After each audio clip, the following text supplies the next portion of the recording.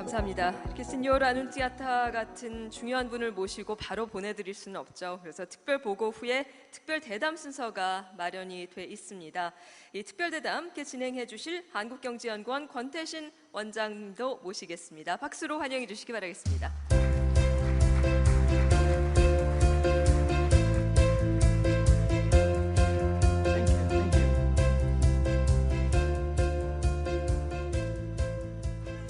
I was very much impressed by your wonderful presentation showing us tomorrow.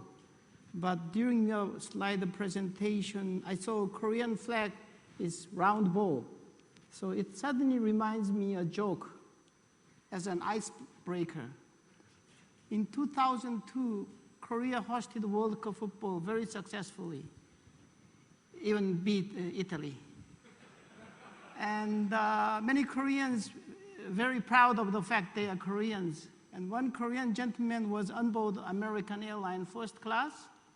At the mealtime, stewardess came and asked him, "Are you vegetarian?" He suddenly replied very loudly, "No, I am Korean." Marco, I love your name. Marco, I mean, very good name. Is this your first time to visit Korea? It is not, but the first time I was in Korea was 7 years ago, and so much has changed since then. The country is moving so fast that it's not the first time, but it feels like the first time. So I'm very happy to be back, very happy to be here and see what's going on. Also very happy because I love Korean food and I've been promised some Korean barbecue tonight. So I'm very excited about that. Excellent. I know you are very respected, famous economist in investment bank arena. It is a little bit strange for me to see a famous economist in the technology manufacturing company like GE. What is your role there? So, and in fact, before I came on board 5 years ago, the company GE did not have a chief economist. But then our chairman, Jeff Immelt, realized that with the global economy becoming more interconnected and more complex, they needed one. And what I try to do within the company is, number one, understand how global growth is distributed, which countries are growing, which countries are facing crises, and therefore help to guide the allocation of our investments. And also try to mitigate the risk, try to understand where different crises are likely to happen and how. And finally, I try to look at the big global trends, some on politics, geopolitics, social trends, but technology. I'm an economist, I'm not a scientist, not an engineer, but I spend a lot of time with our engineers and scientists and with startups in Silicon Valley, trying to understand what is happening and what does it mean for us as a company, but also for the world and the global economy. Okay. Because you mentioned, you discussed about world future. So Korea is very sensitive, the international economy, because our trade dependency rate is more than 100% of GDP. So we are very much keen what's going on around the world. So what do you think of Greece? I was afraid you were going to ask me that. So I will say that personally, I think that Greece will leave the euro area. But I also think that the impact will be limited. You have people saying that this might be a crisis like 2009, like Lehman. It's not true. The debt that Greece has is very circumscribed, is held by European governments. So the impact will be limited. When you look at the rest of the global economy, as you said, for Korea, the behavior of the global economy is extremely important. So I will just tell you a few considerations. I think, first of all, that global growth will remain robust. So to be open and competitive like Korea is exactly the right strategy. Also, when I look at Asia, I think Asia will remain the fastest growing region in the world economy for many, many years. So the benefit that Korea has from being really deeply entrenched in the region is a huge benefit. I think there will be some volatility. We have gone through the financial crisis, but now some countries like the US have to start adjusting their monetary policy. So when you see the Federal Reserve starting to increase interest rates, you will see some volatility in funding costs, in interest rates, in exchange rates. So there is volatility ahead. But overall, I think the performance of the global economy will remain robust and very helpful for Korea. Yeah, I myself is also economist. And when I learned economics, the first thing, or the first lesson I got is there is no free lunch. If you do overspending for social welfare, above your means, then you will be in trouble. So, but going back my school days at Vanderbilt University, Nashville, I was very lucky to be invited by American family in Lompoc. Lompoc is beautiful town of flower, sitting between Santa Barbara and Santa Maria. And the husband and wife also work for GE, General Electric. General Electric, good name. And those days, every good electric appliances, even refrigerator, iron, fan, and everything, GE. But I noticed things have changed a lot. So what do you think of GE now, and then where is it going? First of all, let me ask you, you were hosted by an American family. Did they give you a free lunch? They must have. Yeah, I think that there was no free lunch, but they gave me a good impression of America. Absolutely. So from that time on, I'm very friendly with America. That has been my experience as well. I'm European, I'm from Italy, and I've been in the US for a long time now. And by the way, I also completely agree with you that from the point of view of the policies of countries, you can't spend a lot more than you take in. So if you want to spend a lot, you will have to tax a lot, and you will take resources away from the private sector and from growth. But GE, as you said, is changing a lot. It's always been a company very focused on technology, but it's also been a company very ready to move fast and understand which sectors have potential to grow fast. Even just over the last 15 years, since Jeff Immelt, our chairman, has been in power, we've sold $100 billion worth of businesses and bought $100 billion. We have gone from a situation where GE had 70% of the activities and revenues in the US to a situation where we are close to having 70% of our activities and revenues outside the US, really becoming a lot more global. But the biggest change that I have seen since I have come on board is GE really becoming not just an industrial company, but a digital industrial company. Becoming an industrial company which is also a software company. We didn't have a software center 5 years ago when I joined.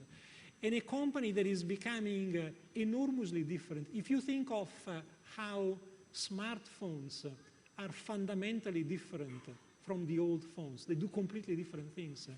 In the same way, a company like GE that starts making industrial machines which are interconnected produces completely different industrial assets that can have efficiencies across a completely additional dimension.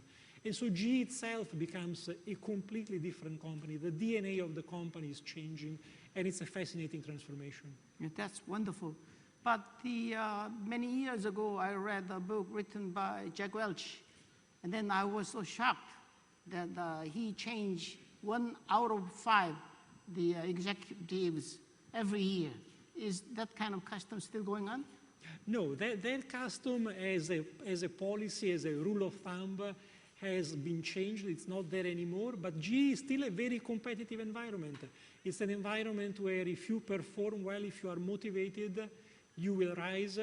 If you are not, you will probably decide that there are better opportunities for you somewhere else. The environment is still very competitive, as it needs to be to succeed in today's world. Okay. In your presentation, you explained about Korean economy, very good analysis. But in 1961, when Korea first started the economic development program, our per capita GDP was $81. same level as that of Angola, Zimbabwe. Korea was terribly poor. But within 30 years period, within a generation, Korea achieved democracy and market economy, and as you mentioned, the 15th largest economy. But now we are in very desperate, difficult situation because in our traditional strategic industries, shipbuilding and then steel making, automobiles, petrochemical, they are all caught up by China. But Japan is far ahead of us in technology. So what kind of policy do you recommend for Korea to survive? I think, first of all, the policies we are looking for are policies that will allow Korea to thrive and be enormously successful, not just to survive. And what you just described, the rise of Korea's incomes over the last 30 years, has been remarkable. No other country has been able to do as much. I think what needs to happen now is really to focus on innovation, to have more openness and more innovation. As you said, countries like China are trying to achieve the same technologies that Korea is producing today, and they can do it. Not immediately, but they have the right policies, they can do it. Korea, therefore, needs to accelerate the innovation of new products, new technologies produced in Korea. To do that, there needs to be more participation of both large corporates but also smaller enterprises on a more competitive basis. So I think, as an economist, I think putting less emphasis on subsidies and protection of sectors and more on providing the right education, the right infrastructure, and let the competition of the market do the job, but also with a lot more collaboration. This is part of the reason why we are here in Korea, because we are keen to cooperate with domestic Korean companies. I think the message that I would bring from a GE perspective is the world is now so complicated, so complex, and innovation is moving so fast that you cannot succeed by yourself, no matter how large you are, no matter how smart you are. We as a company have realized that, and we are looking around and establishing partnerships with companies. I think Korea also needs to become more open, has to find the right balance between preserving a culture which has been very successful, but at the same time opening itself to more global partnerships. Okay. As you mentioned, China has a lot of competitive advantage against Korea because they have a huge population. So their wage is just 1/8 of us, very low. And they have a very efficient one-party system. They can do anything they want. So Korea cannot compete in the traditional manufacturing industry. Korea should go up to the higher value-added ladder. So in that sense, there are a lot of places for Korean companies and GE can cooperate and collaborate to have a more high-tech industry. And you mentioned that the importance of collaboration among big corporations, small corporations, and academia.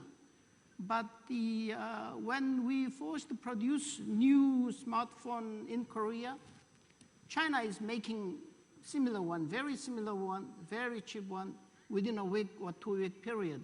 So that kind of the technology leak, property rights infringement is a big issue, and that is a big concern for many Korean companies do collaboration. So how do you persuade the government, academia, and large enterprise, as well as SMEs, to collaborate to overcome this issue? I think the first consideration should be that cooperation is the way to go. So realizing that if you don't collaborate, somebody else will find partners and then will move and innovate faster than you do. So then the question is, how do we collaborate by limiting the risks that you highlighted?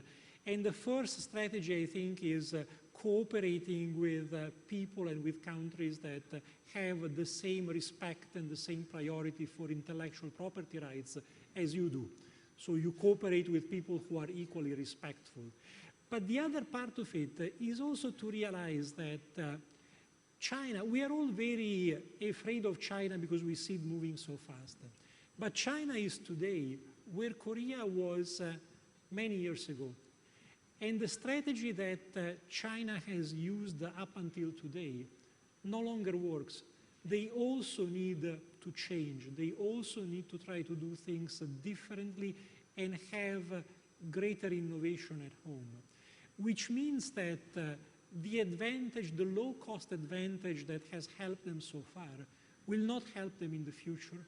It also means that if they have to be able to produce more innovation at home, you will have more Chinese companies that want intellectual property rights protection.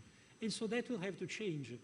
And similarly, the system of very closed, very centralized decision-making at some point will have to change to allow for more entrepreneurship to take place.